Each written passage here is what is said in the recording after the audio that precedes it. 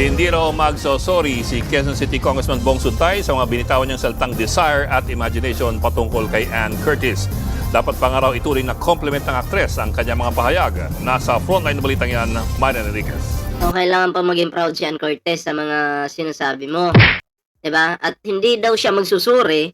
At diyan pa talaga sa Kongreso, pinanindigan niya po at inamin niya po sa publiko na siya ay manyakis.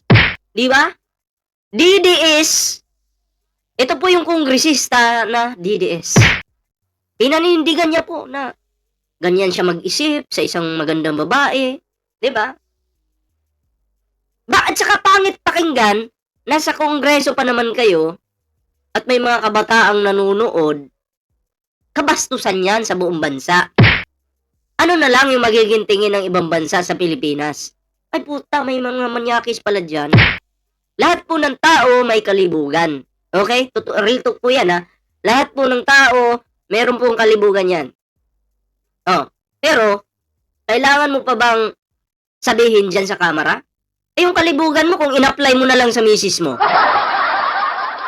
Pwede mas maganda sana. Pero yung sasabihin mo na, ano, katingin ako kay Ann Curtis, para ko nang hinuhubaran niya, no? Ganyan, no? Tangina, pumasok agad. Yan na tayo, pag usaping kamanyakan, eh. Pumapasok agad si Iyot Man, eh. Oh. Ay, nako, Iyot Man! Kanina hindi ka nag-comment. Pag-usapang malaswa, ay nagko-comment ka agad. Oh. Oh, pero syempre, bago siguro yan, bago natin na ituloy-tuloy, no?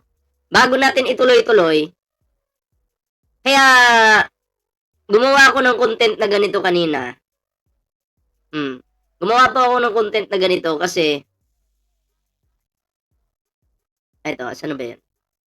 Oh. Gumawa po ako ng content na ganito kasi para po ito doon sa isang kongresista, no? Na manyakis. Okay. Ito po, dito muna, i-play natin. Congressman, para sa'yo to, ganito ka kamanyak, oh. Congressman, para sa'yo to, Congressman. Oh, para sa'yo to. Congressman, this is for you, ha. Oh, ayan. Ito muna, dito muna tayo.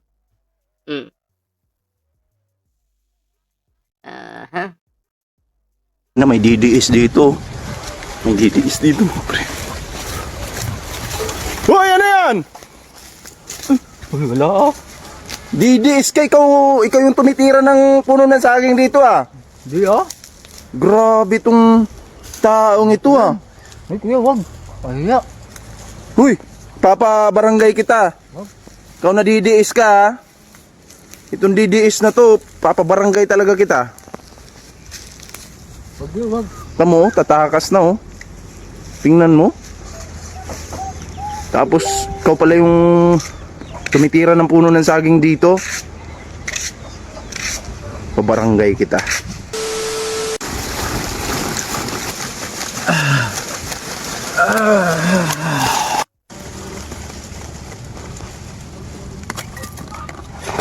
Dami ah. Ang ina, may butas talaga, oh. Grabe itong mga DDS na to, eh, no? Solve. Wala kasing pulburon. Pinasunog ni BBM. Kaya kami mga DDs, saging na lang titiramin. Kawisan ako.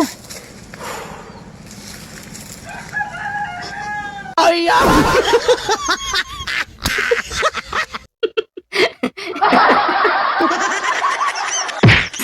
Congressman, para sa'yo to, ah. O para kay Congressman yan, na manyakol. O para kay Congressman Bong Suntay. Tira po ng puno ng saging. Wag na lang sana si Ann Curtis yung pinagnasaan mo. Dapat yung puno ng saging na lang. Ay, nako. Tuloy natin to, mga pre. Tuloy natin tong balitang ito. Sa gitna ng deliberasyon ng House Justice Committee sa impeachment complaints laban kay Vice President Sara Duterte, iginiit ni Quezon City 4th District Representative Bong Suntay na hindi raw gusto ng bise na pabagsakin ang gobyerno. Tinukoy ni Suntay ang naging pahayag ni VP Sara na gusto niyang pugutan o tanggalan ng ulo si Pangulong Bongbong Marcos at gusto niyang maging designated survivor ng bansa. Pero ang lahat ng ito, sabi ng kongresista, ay nasa isip lang ni VP Sara. Dito Ang inang depensa yan. Nasa isip lang daw ang lahat ng yan. Tama ba yun? Pag sinabi ko ba gigilitan kita ng, papagilitan kita ng liig, tama ba yun? Ako, sabihin ko yan sa'yo. Ipapahanting kita, papagilitan kita ng liig. Tama ba yun? Siyempre mali. Diba? Naalala niyo yung teacher na magbabayad ng milyones para ipapatay lang si Digong? Di ba pinahuli agad ni Digong? Diba? Kinakaya-kaya niya lang yung mga teacher. Teacher lang yun ha. Pero joke lang yun ng isang teacher. Pero kahit joke, mali is mali. Yung depensa nito ng manyakol na kongresista na to, mali. Palpak eh. Pag nasa isip lang ba, tama na. Lalo na presidente pa ng Pilipinas yung ginagago mo. Vice President ka, hindi ka pwede magsalita ng ganyan kasi baka mamaya tularan ka ng mga kabataan. Diba? Kasi ayaw natin ang mga kabataan sa ating bansa na maging bastos. Baka mamaya, maimpluwensyahan yung mga kabataan na yan nitong bastos natin Vice President. No? Eh, kumusta yung Pilipinas kung ganun? Sayang naman yung pinagsasabi ni Jose Rizal ng kabataan pag-asa ng bayan. Kung maiimpluwensyahan lang ng ang mga kabataan ng kabastusan nitong si Sara Duterte. Diba? At pagiging utak kriminal. Sayang! Papayag ba si Jose Rizal niyan? Sa depensa mo? Ha? Bong Suntay? Ay na, baka batukan ka pa ni Jose Rizal kung buhay pa yun ngayon. Oh. Saan ba nagmana yan? Sa pamilyang Dutae. Alam na. Ito na kinumpara ni Suntay ang sarili sa bise dahil maging siya mismo raw ay may mga nai-imagine sa aktres na si Ann Curtis. Palpak siya dito eh, no? Nai-imagine. Basta DDS talaga, manyakis. Oh, pakinggan nyo. Alam mo, minsan nasa Shangri-La ako, nakita ko si Ann Curtis. Ang ganda-ganda pala niya. Oh, ganda-ganda pala niya. Ano pinagnanasaan? Grabe. Oh. Grabe. Ako, bago si Suntay. Ako muna, imagination ko kay Ann Curtis. Oh, ganito po. Pag nakikita ko po si Ann Curtis, gumagana agad yung init ng katawan ko eh. Imahinasyon ko eh. Sabi ko, pag nakita ko to si Ann Curtis, tinitingnan ko mula paa hanggang ulo. Sabi ko, ito talaga si Ann Curtis. Maggagawa kami nito ng content. Content na magandang content na matutuwa yung yung mga viewers natin. Yun yung imagination ko. Pero yung imagination ni ni Kong, utang ina kamanya ka. At pinagmalaki pa niya sa buong kongreso. Tanginang yan. Baka mamaya Kong, pera ng taong bayan, pinanchichicks mo lang. Hindi, ako'y nagtatanong lang naman. Kasi ganyan ka pala eh. Naku. Woo! Baka mamaya gaya ka kay Iyotman ha. You know, may desire sa loob ko na nag-init talaga. Na-imagine ko na lang kung anong pwedeng mangyari. Pero siyempre, hanggang imagination na lang yon. Pero, hindi naman siguro ako pwedeng kasuhan dahil kung ano-ano yung na-imagine ko eh. Ang pahayag Yun. Tama po ba yun? Yung sinasabi ni Suntay? Diba? Hindi po. Lalo mo lang pinatunayan na mga manyakis kayong mga DDS. Diba? Pinatunayan mo sa lahat. Ako si Suntay, isa akong DDS, manyakis po kami. Yun. Tapos sasabihin ng mga DDS, ang daming ginagahasa ngayon. Oh. Saan ba po nagsisimula yung panggagahasa? Saan? Nakakita ka ng magandang babae. Saan ba nagsisimula yung panggagahasa? Number one, sa imagination mo. Sa kalibugan mo. Diyan nagsisimula ang masamang pag-iisip. Inimagine mo, putang ina, sexy to o ganyan. Putang ina, gahasain ko na lang to. Ganyan. Diyan nagsisimula ang krimen. Sa imagination. At napatunayan natin ngayon na ang mga DDS pala, ganyan mag-isip. At isa na, si Suntay dyan. Oh. Diba? Real talk yan. Kaya huwag niyong sasabihin ng mga adik. Adik yung mga manyakis. Hindi po. Karamihan DDS. Minsan kongresista pa. Patunay dyan si Suntay. Oh. Ha? Eh, huwag niyong sasabihin yung ginahasa, pinatay, tanginan nyo.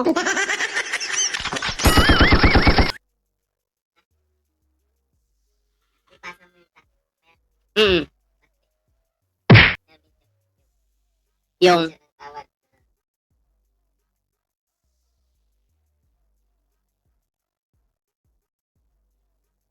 oh, di ba? Nandito po si Mr. Sponsor eh. Pakilala ka muna, Mr. Sponsor.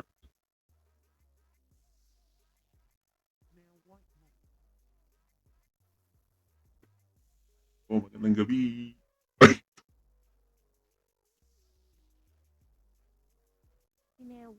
Ayan, yan. Ano po, magandang gabi sa lahat, no? Magandang gabi. Shout out po, Miguel, shout out po sa inyo lahat. Ay, Ma'am Dali Bay.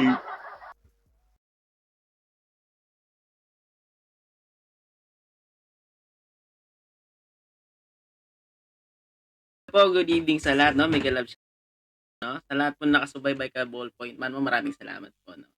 Yun lang po, ingat po kayo and God bless. So, yan. And, Ma'am Susan Mingueto, shoutout po Oh, ayan, may bisita tayo si Mr. Sponsor mga pre. Oh, at yun, tuloy natin to mga pre Hayag na yan ni Suntay, gusto agad ipatanggal ng ilang kongresista sa transcript of records. Madam Chair, I would like to have those statements stricken from the record. Madam Chair, There is Happy nothing Women's Month. sexual dun sa sinabi ko. Nothing immoral. It's just, I said, may na-imagine ako. I think there is nothing wrong. Nevertheless, Madam Madam Chair, Chair. I want that deleted in the record. I just want Di rin Siyempre, napigil pangit eh. Yung kongreso kasi,